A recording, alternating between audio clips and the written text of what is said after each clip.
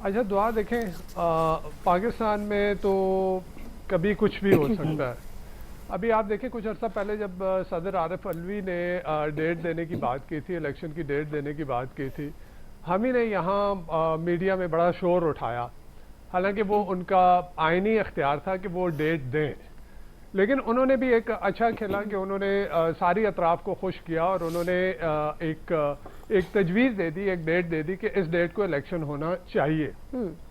लेकिन उसके साथ साथ उन्होंने ये भी कहा कि जो गवर्नर्स हैं वो इस राय से मुत्तफिक नहीं है, क्योंकि सदर ने तो अपना आईनी इख्तियार जो है वो इस्तेमाल किया था। लेकिन दूसरी तरफ जो है वो इलेक्शन एक्ट में तरमीम के बाद इलेक्शन कमीशन ये समझ रहा था कि शायद सदर के पास ये इख्तियार नहीं है और ये इख्तियार हमारे पास है। तो सदर साहब ने ये कहा कि मेरा तो ये इख्तियार, मैं समझता हूँ मेरा इख्तियार है, मैंने तो इलेक्शन की डेट दे दी, लेकिन अगर ईसीपी और गवर्नर ये समझते हैं कि ये इख्तियार मेरे पास नहीं है तो वो जाएं और वो आला अदलिया के पास जाएं।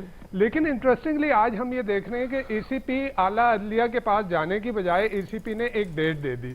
अब वो डेट भी एक ओपन एंडेड दी है कि आखिरी जनवरी के आखिरी हफ्ते में जो है वो इलेक्शन होंगे, और इलेक्शन एक्ट में तरमीम के बाद जो ईसीपी को जो इख्तियारात दिए गए हैं तो उसमें ये भी हो सकता है कि ईसीपी अब ऐन आखिर वक्त में ये कह दे कि हालात जो है वो इलेक्शन के लिए साजगार नहीं है और इलेक्शन नहीं हो सकते। अच्छा, दूसरी तरफ जो हम नैब के केसेस के खुलने की बात कर रहे हैं, तो नैब के जो केसेस अभी बज़ाहिर खुलते हुए नजर आ रहे हैं, तो ये लग रहा है कि जो शरीफ बरादरान हैं वो तो एटलीस्ट सेफ नजर आ रहे हैं। शरीफ बरादरान के खिलाफ अभी नवाज शरीफ के खिलाफ जो चौधरी शुगर मिल का केस है, और पीपल्स पार्टी के कई रहनुमाओं के नाम हैं, वो यही देखें। अब यहाँ मेरे ख्याल में ये बात भी सामने जो बिलावल भुट्टो जरदारी और पीपल्स पार्टी के कुछ लोग जो है अभी पिछले कुछ अरसे से जो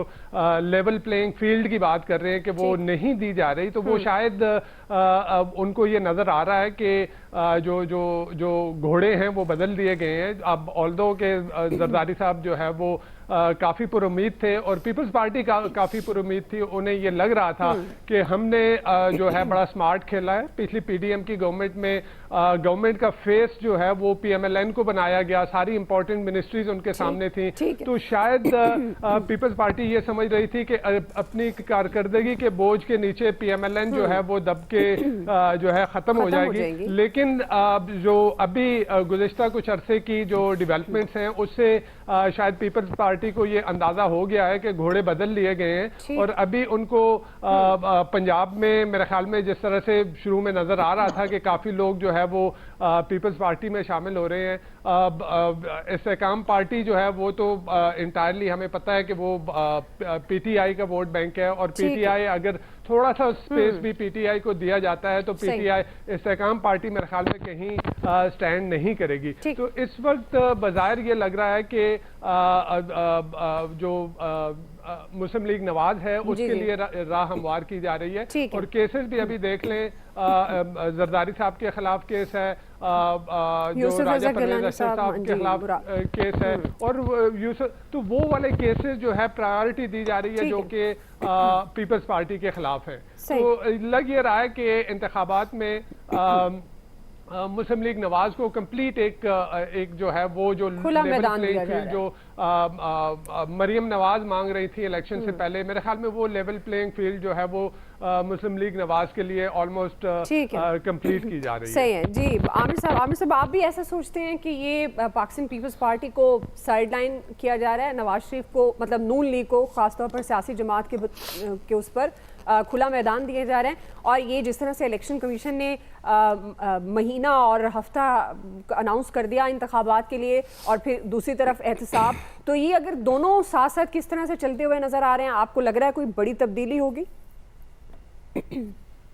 देखें जी, 28 जनवरी या 4 फरवरी ही आम इंतखाबात की तारीख होगी, दोनों एतवार है, और अगर इलेक्शन नहीं होने तो फिर जो होना है वो जाहिर है हमारे लिए बड़ा अफसोसनाक होगा। अभी भी अगर हो सकता है आप मार्शल लगा दें, नहीं ये चूरन हमारे यहाँ बिकेगा ना मंजन साथ के जी, पता नहीं इलेक्शन होंगे जी, मैं आपको एक बता रहा जी, जी। हूँ, वो तभी नहीं हो सकते, निगरान हुकूमत एक्सटेंड नहीं होगी, बस ये मैं आपको बता रहा हूँ। और ना सदर का इख्तियार था, ना सदर का इख्तियार है। और उनको जिस दिन उन्होंने खत लिखा था, नवंबर की डेट दी थी, मैंने तब भी कहा था कि ये चाय की प्याली में एक तूफान से ज्यादा नहीं है। इतनी ही वैल्यू थी, सदर साहब ने अपनी पार्टी को खुश करने के लिए वो जरा थोड़ा मस्का शस्का लगाया कि जनाब देखे मैं कर रहा हूं, मुझे उनको वो बार बार कह रहे थे आप तारीख दें, वो पहले भी तारीख दे के जो उनका काम नहीं था, केपी की तारीख उनको खुद वापस लेनी पड़ी। आम इंतखाबात की तारीख सिर्फ वो तब दे सकते हैं जब असम्बली इस बुनियाद पे वो तोड़ दें कि कोई वहां पे एतमाद का वोट नहीं ले सकता। 48-5 तब लागू होती है। और जहां सदर का इख्तियार मौजूद था वो इलेक्शन कमीशन को बदल दिया गया, जिसको ना कोई चैलेंज हुआ ना किसी को छेड़ा गया। ये बात जहन में रख लें और इलेक्शन शेड्यूल को भी देख लें। इलेक्शन शेड्यूल आलमी कुव्वतों के लिए वाज़ेह मैसेज है।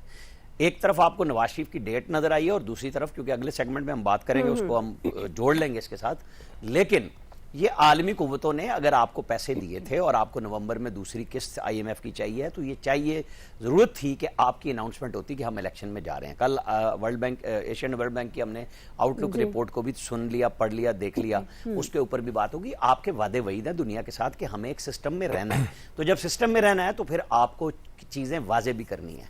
अब आप आ जाएंगे जी कितनी स्पेस नैब की है। नैब की मैं आपको बताऊं, नैब में कमाल खेला खान साहब ने, जो केस सुप्रीम कोर्ट में किया था उसमें ना उन्होंने जमानत को छेड़ा, जिसके बेनिफिशियरी वो और उनकी अहलिया आज भी मौजूद हैं, और ना उन्होंने रिमांड को छेड़ा 90 दिन के, वो 30 दिन का भी मौजूद है। जमानत का कॉन्सेप्ट है, मुझे आप बताएंगे जो हम कहानियां चला रहे हैं, ये भी सुप्रीम कोर्ट के फैसले के बाद, ये जितने लोग हैं ये सारे के सारे जरदारी साहब हों, गिलानी साहब हों, सब इन केसेस में वापस होने के बावजूद पहले से जमानत पर हैं। ये बात हम भूल गए। अच्छा, आप नए किसकी जमानत मनसूख कराएंगे? ये प्रोसिक्यूटर मुजफ्फर अब्बासी साहब ये नवाज शरीफ और मरियम नवाज के केस में भी बहुत गला फाड़ा करते थे, और जब हाई कोर्ट में पूछा गया कि सबूत है आपके पास, जिसके ऊपर हमारे बहुत सारे दोस्त बोलते हैं कि जी वो मनी ट्रेल लाए, भाई मालिक जो था वो हुसैन नवाज था और वो है। इन्होंने कहा आप साबित करें मरियम या नवाज शरीफ हैं मालिक, उन्होंने कहा जी हमारे पास कोई पेपर नहीं है। वो एक ढकोसला पेपर था जो बगैर किसी अथॉरिटी के जमा कराया गया था GIT से निकाल के, और उसके ऊपर मॉनिटरिंग जज की बुनियाद पे सजा दिलवाई गई जो हाई कोर्ट में उड़ गई। अब मुझे आप बताएं कि गिलानी, जरदारी, ठीक है उनका तोशाखाना का केस है, वो फरजाना राजा वाला BISP का केस है, वो गवाह भुगत चुके हैं, काफी चीजें, एक दो फेक बुक अकाउंट्स वाले हैं, लेकिन सारे के सारों में बिलावल कहीं नहीं है, और जरदारी साहब सब में जमानतों में है। जमानत का राइट इस वक्त सुप्रीम कोर्ट ने छेड़ा ही नहीं है, होगा क्या? मुझे आप बताएं ना, नैब की जो अथॉरिटी थी ना वो था 90 दिन का रिमांड और एक जमानत नहीं होती थी, 2-2, 2.5 साल लोगों की। यहाँ पे तो इमरान खान और उनकी अहलिया मुसलसल बेल बिफोर अरेस्ट पे हैं। जितने PTI के लोगों पे किसी का चला है, आप बताएं, हाईकोर्ट ने उड़ा के नहीं रख दिया परवेज इलाही साहब वाला, वो रिमांड पे थे और खत्म कर दिया। हाईकोर्ट पहले भी उड़ाती थी, लेकिन 2-2, 2.5 साल बाद। अब ये कहानियां हैं मेरे और आपके लिए कि नैब हो गया, फलाना हो गया, आप और हम यही हैं, देखेंगे कि नैब किसको सजा दिलवाता है। कुछ भी नहीं होने का। इनमें इमरान खान ने पूरा जोर लगा लिया था, कुछ नहीं कर सके। उस वक्त की तो एस्टेब्लिशमेंट भी उनके साथ थी। जी अयाज साहब, देखिए दुआ, मुझे ऐसे लग रहा है कि रियासत ने 2 फैसले कर लिए हैं, बड़े सीरियसली 2